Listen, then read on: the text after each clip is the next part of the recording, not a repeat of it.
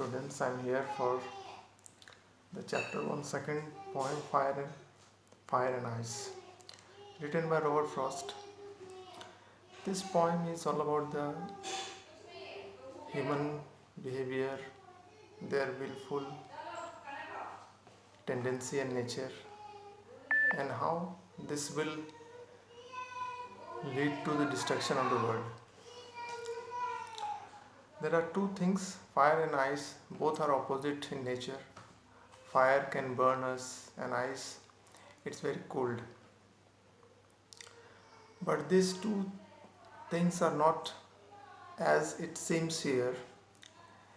These two things have been used as a symbol of, like fire is a symbol of passion, lust, okay, uh, intolerance, you can say, or tolerance. Whether ice is for the cruelty, for the uh, cruel behavior. Fire also signifies the greed, and ice also takes the form of rudeness. Okay, so these two objects will be explained in a different way here. Let's read the poem. Some say the world will end in fire, some say in ice. From what I have tasted of desire, I hold with those who favor fire. So here the poet describes about how the world may destroy. ये दुनिया कैसे ख़त्म होगी?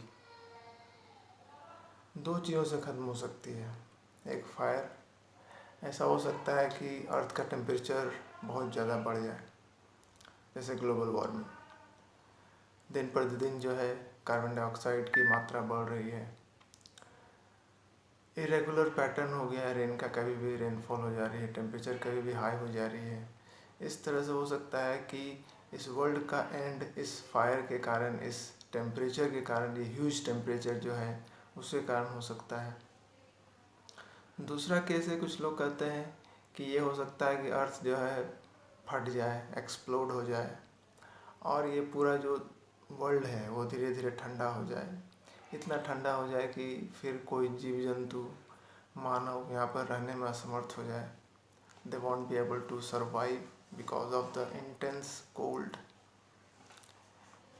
जैसा कि हम लोगों ने सुना होगा डायनासोर्स के बारे में कि अर्थ का टेम्परेचर इतना लो हो गया था, इतना नीचे चला गया था कि जो डायनासोर्स अपने आप को सर्वाइव नहीं कर पाए और वो धीरे धीरे जो है लुप्त हो गए, एक्सटिंक्ट हो गए.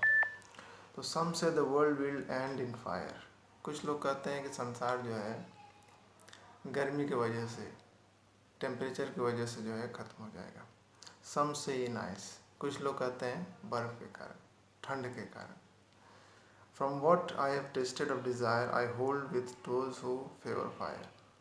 या फायर का एक और फॉर्म है desire. Desire means the will, इच्छा. आदमी की इच्छा जो है उसको सर्वनाश क्यों ले जाता है. स्वामी विवेकानंद ने भी यही कहा है, आदमी का दुख का सबसे बड़ा कारण है उसकी इच्छा.